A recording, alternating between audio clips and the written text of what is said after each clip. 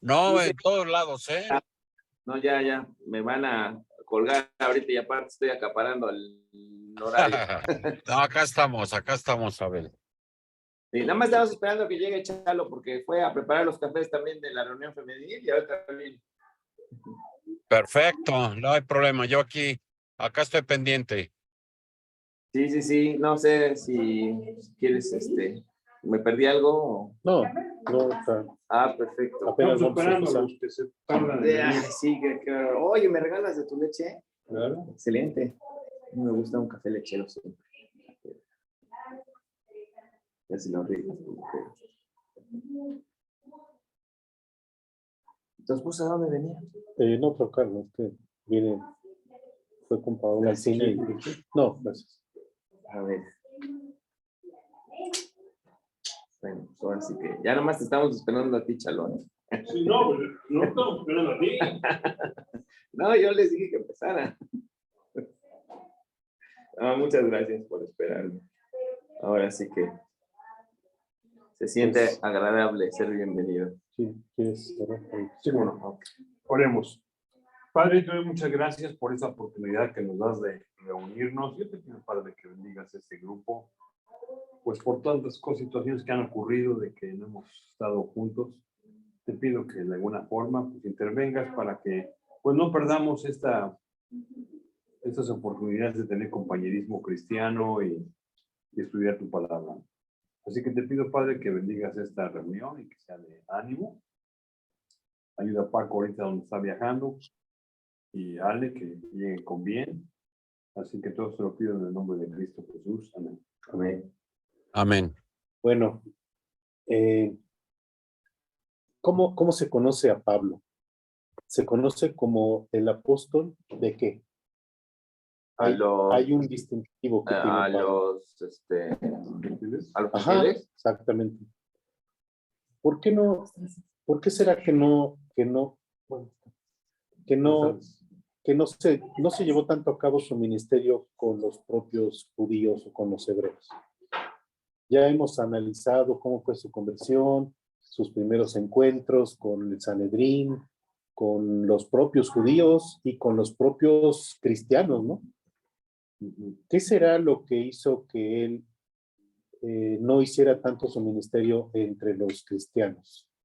Entre los propios, los cristianos, pero de la propia, digamos que es nación de Israel. Bueno, porque Dios lo llamó para Ajá. hablar a los gentiles. ¿Y será que...? Bueno, pero también Ajá. creo que por ahí se menciona que él era ciudadano romano. Sí, o no, él no era estoy ciudadano correcto. romano, tenía, digamos, que el derecho de ejercer como ciudadano romano, y aparte, pues él era un fabricante de tiendas, que ya sabemos que las tiendas de aquella época no eran precisamente unas tiendas de campaña, sino eran unas grandes carpas, ¿no? Muy grandes, casi que era como una casa. Y aparte, pues era una persona muy instruida en el Antiguo Testamento. Precisamente lo que quisiera que platicáramos es eso. ¿Pablo es un predicador entre los judíos o es un misionero entre los gentiles? Tal vez no podríamos descartar del todo ninguna de las dos actividades, porque de alguna manera digamos que sí llegó a tener un cierto ministerio con los propios judíos, ¿no? Pero de alguna manera como que llegó un momento en que él decidió, vamos a ver si lo decidió él o no, el llevar a cabo su ministerio de esta manera, ¿no? Bueno, en Hechos 9, vamos a leerlo, por favor, si alguien lo tiene, Hechos 9, del 20 al 22, vemos que apenas cuando Pablo había recobrado la vista y las fuerzas, hasta la conciencia, digamos, estando allí en Damasco, pues comenzó a predicar el Evangelio de Jesús. Él prácticamente de inmediato quiso predicar el Evangelio. No se quiso esperar, ¿no? Dice, a ver si alguien ya lo tiene. ¿Del 20 al 22? Del 9, del 20 al 22. Hechos. Dice, enseguida predicaba a Cristo en las sinagogas diciendo que este era el Hijo de Dios.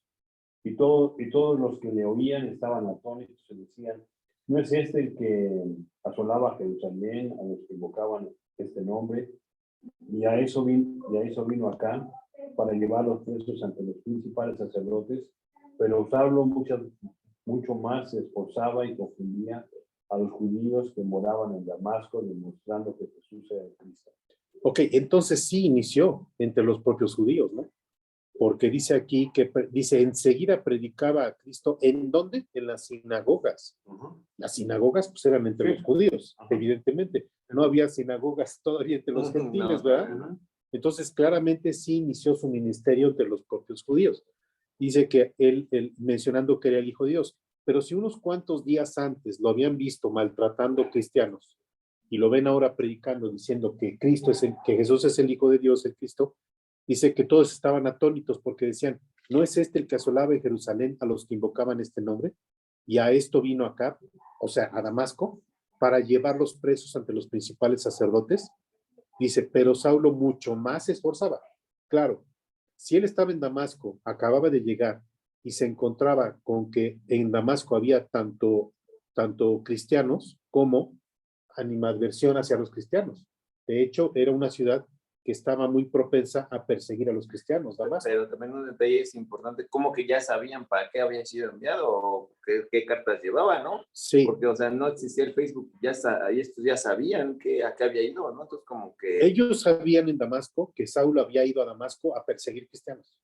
Y que llevaba cartas, ¿no? Y llevaba cartas del Sanedrín. Entonces se sorprenden cuando llegando a Damasco, él empieza a predicar el nombre de Cristo. Porque dicen, ¿qué no es este el que, o sea, ya no entendí, estaban muy confundidos, ¿no? Por lo mismo dice aquí que Saulo se tenía que esforzar más que un predicador, digamos, que fuera conocido como Pedro o como Esteban, cualquiera de ellos, porque tenía que vencer ese antecedente que él mismo había creado, ¿sale? Entonces, tan sorprendidos estaban los discípulos de Cristo como la propia contraparte, o sea, los dos, tanto digamos que los que perseguían a los cristianos como los propios cristianos, los dos estaban igualmente sorprendidos, tanto los judíos como los fariseos que antes lo tenían como su enemigo, ¿no? Bueno, es natural entonces pensar que en un inicio habría dudas en cuanto a Pablo, pero no fue así. O sea, Pablo, una vez que llegó a reconocer a Cristo después de que tuvo su encuentro, es interesante que no tuvo dudas. Si acaso estuvo unos días ciego, pero una vez que recobró la vista y recobró fuerzas, se paró y tuvo de inmediato la convicción de predicar el nombre de Cristo. Desde su conversión tuvo claro que el encuentro que había tenido en Damasco, o sea, camino a Damasco, era de una forma muy personal con Cristo y le indicaba cuál era su nuevo destino. Ahora, Pablo ya era un hombre libre. Antes, lo vimos en la sesión anterior, estaba atado a la ley. ¿Se acuerdan que decíamos que al depender de la ley, él se sentía como un cautivo de la ley? Ahora como que se liberó porque dijo, ya no estoy atado a la ley porque ya tuve mi encuentro con él, con el Cristo. Ya no estaba entonces atado a ella y en el sentido de depender de ella para procurar su salvación. O sea, él anteriormente pensaba que el seguir la ley era lo que le iba a llevar a la salvación porque estaba, según él, cumpliendo con la voluntad de Dios. Pero cuando tiene su encuentro con Cristo, ya dice, ya no necesita la ley porque ya es Cristo. Te iba ¿no? yo a comentar eso, Sí. Juan, que lo mencionas. Que habíamos dicho que bajo la ley él estaba sometido y subyugado. Y cuando Cristo pues reconoce el sacrificio de Cristo, él queda de alguna manera liberado de esa presión. Sí. Porque ya lo habíamos visto que era, pues, o sea, él estaba haciendo eso por cumplir la ley, aunque a lo mejor no estaba de acuerdo, ¿no? Y lo hacía por convicción. Paréntesis, pero porque precisamente la ley requería que él obedeciera. Sí. Pero cuando se revela Cristo ante él ya, o sea, ¿sí? Se libera. Entonces yo creo que eso era lo que le daba el ánimo para echarle esas ganas, ¿no? Sí. Miren, yo creo que los que tenemos un antecedente católico, los que hemos estado, digamos que educados inicialmente en la Iglesia Católica, tenemos un sentimiento parecido al de Pablo.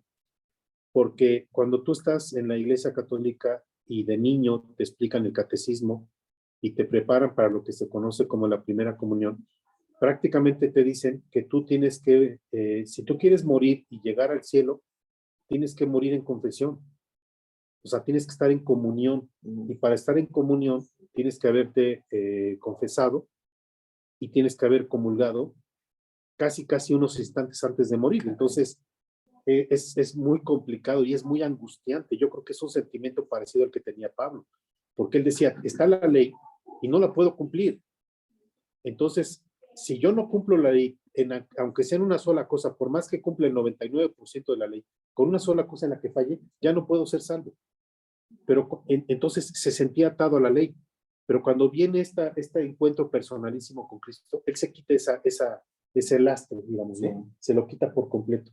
No, y confirma de lo que ya estaba seguro, Sí. porque no habría sido tan fácil para él predicar si él no habría tenido ya esa convicción, ¿no? Sí. Pero no lo podía, digamos, manifestar porque la ley seguía vigente, ¿no? Sí.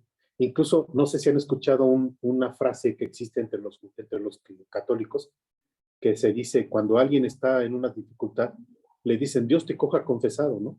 O sea, Sí. Dios te llame cuando te hayas confesado, porque si no es así, entonces te vas a ir directo al infierno. Yo pensé Porque que no tenía ese sentido la expresión, ¿eh? Eso significa, cuando dicen Dios te coja confesado o Dios nos coja confesados, estamos pasando una catástrofe, esperemos que nos dé la oportunidad de podernos confesar antes de morir. Eso es lo que significa esa expresión. Entonces es muy parecido a lo que estaba viviendo Pablo. Bueno, pero ya Pablo era salvo, ya una vez que tuvo su encuentro y le dijo, dura cosa te es dar cosas contra el aguijón, entonces Pablo mismo pues ya le dijo, ¿quién eres, Señor? Y le dice, yo soy Cristo a quien tú persigues.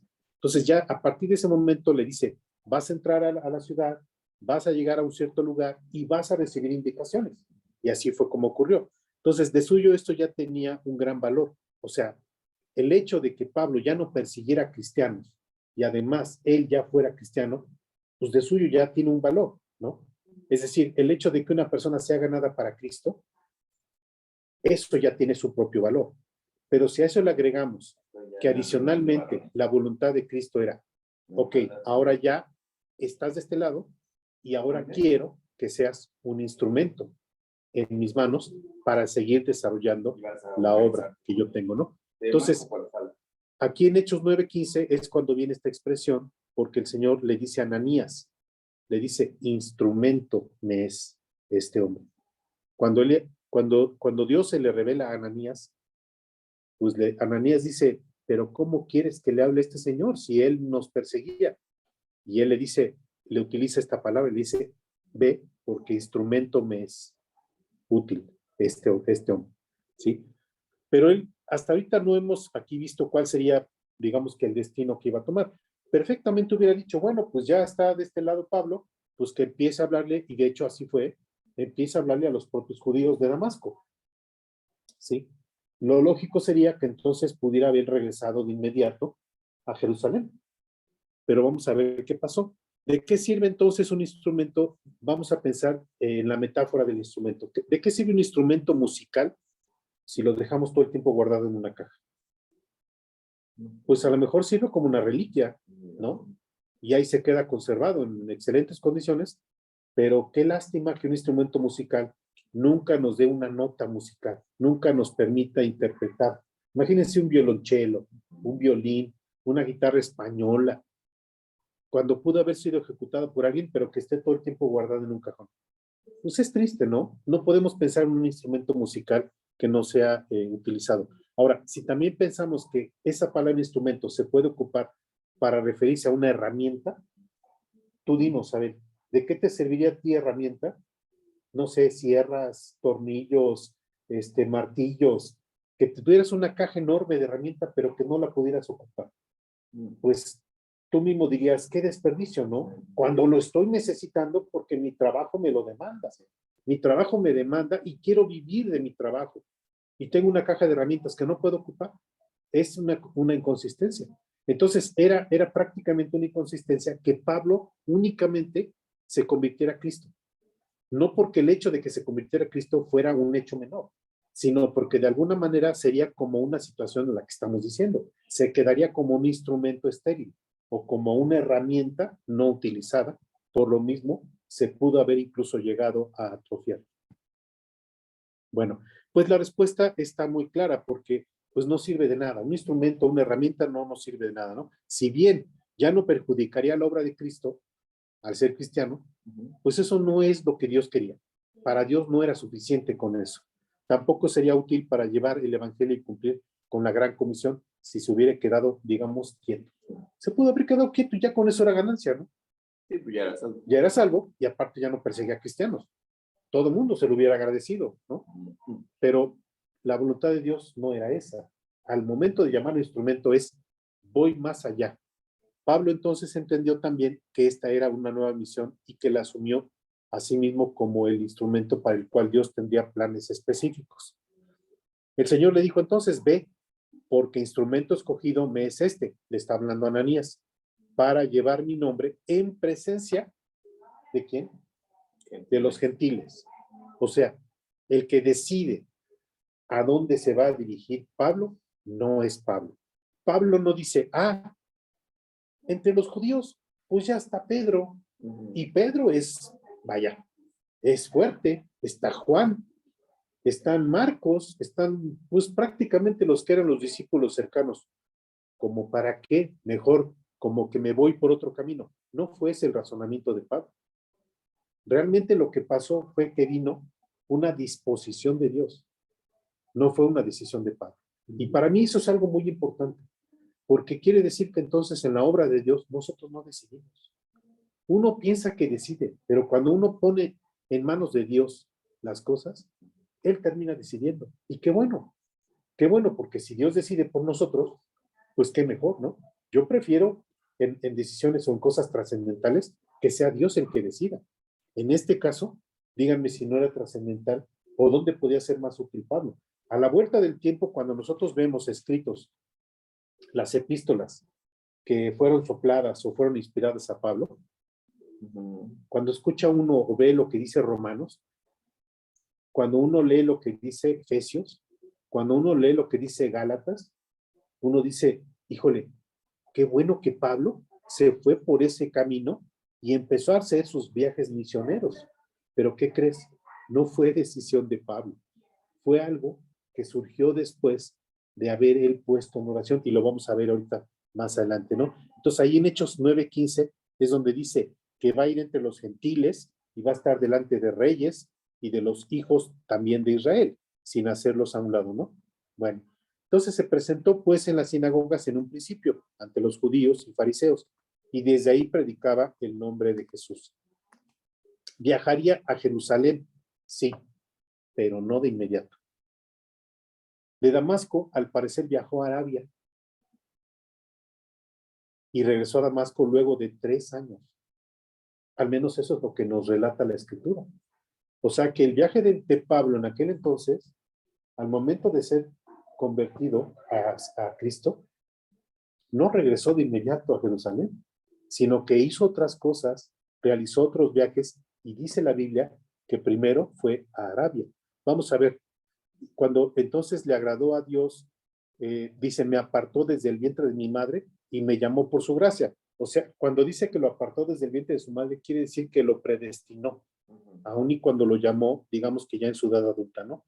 Revelar a su hijo en mí para que yo le predicase entre los gentiles. No consulté enseguida con carne y sangre. O sea, él no fue y se reunió con Pedro. Oye, Pedro, ¿qué me sugieres que haga? Oye, Marcos, ¿qué puedo hacer? ¿Dónde soy útil en la obra? Ustedes díganme. No, dice ahí, no consulté con carne ni con sangre. ¿Eso dónde está? Está, ahorita vamos a ver dónde. Dice, ni subí a Jerusalén a los que eran apóstoles antes que yo, sino que fui a Arabia, dice, y volví de nuevo a Damasco. Después de pasados 3 años, subí a Jerusalén para ver a Pedro y permanecí con él 15 días. Gálatas 1, del 15 al 19. Si quieren lo repasamos, porque ahí es donde están estas palabras que dice Pablo. Dice, pero no vi a ningún otro de los apóstoles, sino a Jacobo, el hermano del Señor. Gálatas 1, del 15 al 19. Dice, pero cuando agradó a Dios que me apartó del vientre de mi madre y me llamó por su gracia, revelar a su Hijo en mí, para que yo le predicase entre los gentiles, no consulté enseguida con carne y sangre, ni subí a Jerusalén a los que eran apóstoles antes que yo, sino que fui a Arabia y volví de nuevo a Damasco. Después de pasados 3 años, subí a Jerusalén para ver a Pedro y permanecí con él 15 días.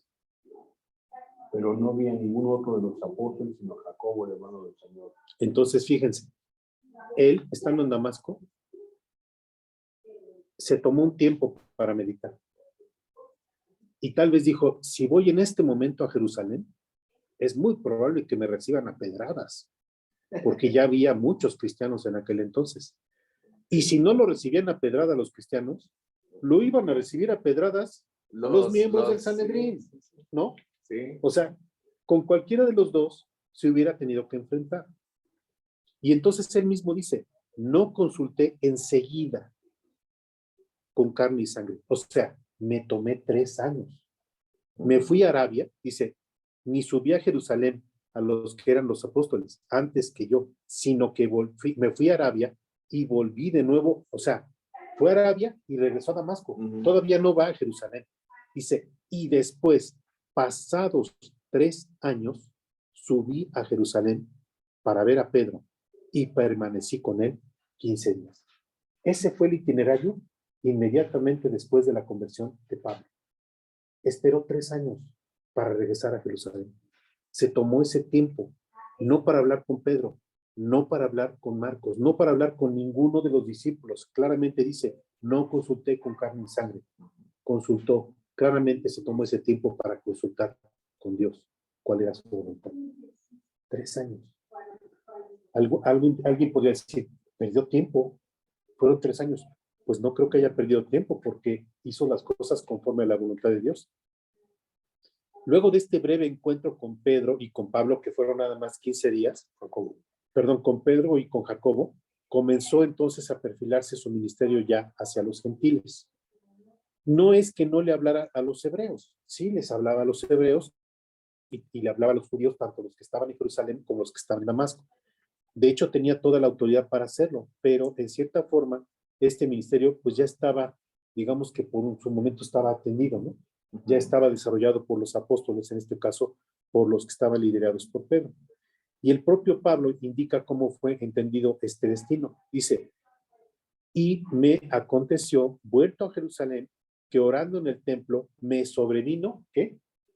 Un éxtasis. O sea, hasta que regresó a Jerusalén y estuvo orando para pedir la voluntad de Dios, dice que le sobrevino un éxtasis. ¿Qué es un éxtasis? ¿Cómo se puede entender aquí un éxtasis? Un pensamiento interno. Ajá. Como que perdió un poco la conciencia, ¿no? Como que entras en una especie de sueño, como que entras en una especie de meditación profunda, ¿no? Ese es un éxtasis, ¿no? Estás orando y entra en un éxtasis. Dice, y le vi que me decía, date prisa y sal prontamente de Jerusalén, porque no recibirán tu testimonio acerca de ti. O sea, él orando a Dios, Dios le dice, salte de Jerusalén. Aquí no va a ser tu ministerio.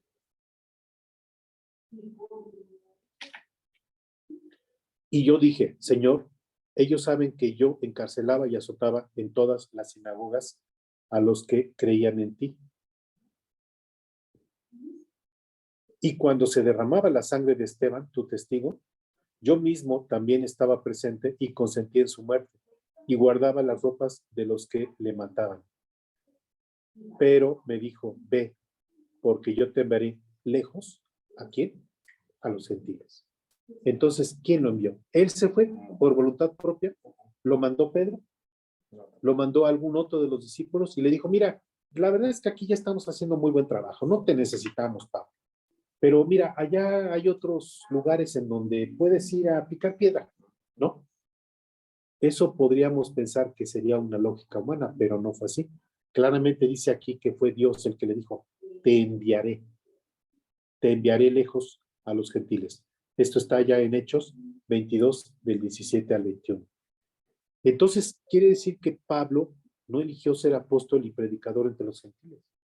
Tal vez él, digamos que le hubiera resultado más cómodo quedarse entre los judíos, ¿no? Porque conocía la ley. Conocía la ley, podría él, digamos que ser una especie como de un líder judío. Y implicaba parte de eso algún estatus. Sí, implicaba comodidad. Mira, tenía 2 cosas. Tenía 2 cosas que eran a su favor. Una de ellas era, a pesar de que era perseguidor de cristianos, pero digamos que si él se hubiera querido imponer, tenía dos cosas. Una, había tenido el apoyo del Sanedrín porque tenía conocimientos fuertes del Antiguo Testamento. Y dos, tenía la ciudadanía romana. Sí. ¿Quién lo podría, digamos que perseguir estando él, por ejemplo, en Jerusalén? No, tenía muchas ventajas. El propio Sanedrín tal vez no le hubiera podido hacer gran cosa porque él hubiera hecho valer, y de hecho hizo valer su ciudadanía romana en más de una ocasión. Sí. Entonces, pues hasta cierto punto tenía un área de confort, digámoslo así, ¿no? Pablo tenía un área de confort, pero Dios le dice, te voy a enviar con los gentiles. Sí, lo envió a padecer, ¿no? Naufragios, prisiones.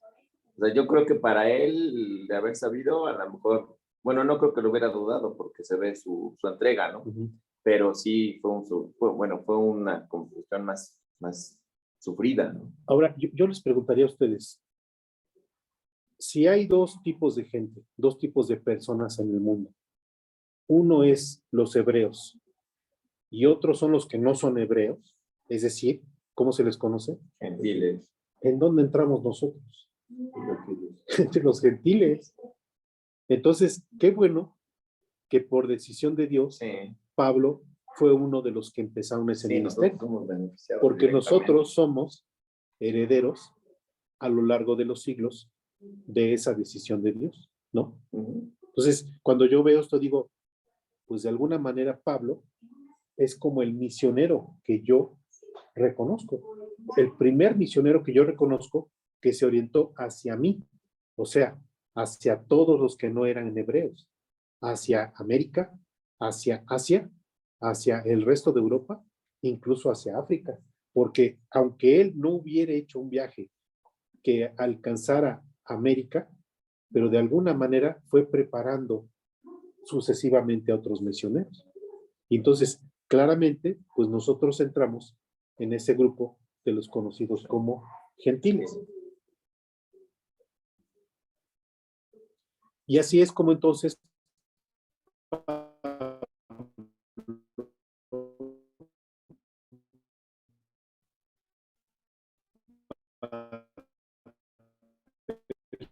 filando lo que sería aparte de Dios. Oye, Juan, ¿y no será que esos 3 años en Arabia, se fue a entrenar o fue de alguna manera a hacer instrumento en esos lugares? ¿O no dice la Biblia? Pues no lo dice, él simplemente dice que tomó ese tiempo, pero en realidad no podemos nosotros saber si exactamente fue así, pero la realidad es que no actuó de inmediato, no actuó de inmediato él, sino que pues se tomó, yo la verdad, cuando empecé a estudiar esta parte, yo si alguna vez lo estudié no me acordaba, pero honestamente creo que no lo había estudiado antes. Yo no tenía muy claro que había ese lapso de 3 años.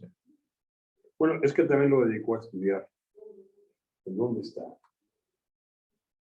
Voy a buscarlo, pero ese tiempo lo dedicó a estudiar. Ahora, ¿por qué se habrá ido a Arabia? Tal vez porque era un lugar como neutral. Yo pienso eso, ¿no? Es como, ¿se acuerdan que muchos en aquel entonces cuando buscaban huir de alguna persecución se iban a Egipto o se iban a Arabia o se iban a algún lugar donde a lo mejor no iban a ser perseguidos? Yo pienso que tal vez Pablo tenía esa controversia, ¿no? Él estaba conjeturando, bueno, si me voy a Jerusalén, me van a perseguir los judíos. Si me quedo en Damasco, pues también me voy a enfrentar a los cristianos. Entonces, mejor me quedo en un lugar donde, pues, ni hay judíos ni tampoco hay cristianos. Y me voy a Arabia, ¿no? Entonces digo, si es así que lo dedicó para estudiar, seguramente fue porque él empezó a decir, ok, ya tengo conocimiento pleno de lo que es el Antiguo Testamento. Y en el Antiguo Testamento vienen las profecías que hablan de Jesús. Probablemente ese tiempo lo habrá dedicado para ir encuadrando cómo es que encajaban las profecías con Cristo. Déjame ver si encuentro ese pasaje. ¿Ya vas a seguir? Pues No, ya prácticamente no. Ya. A ver, déjame ver si Estamos en las conclusiones. Pero sí es interesante porque no creo que haya ido de vacaciones, ¿no? O sea, no es que voy a retrasar mi ministerio, ¿no? Por el contrario. Sí, fue una especie como de tiempo de meditación y de apartarse. pero sí fue un tiempo bastante largo. Eso es un seminario. No, y evidentemente Pablo, o sea, le tenía una dedicación y un amor y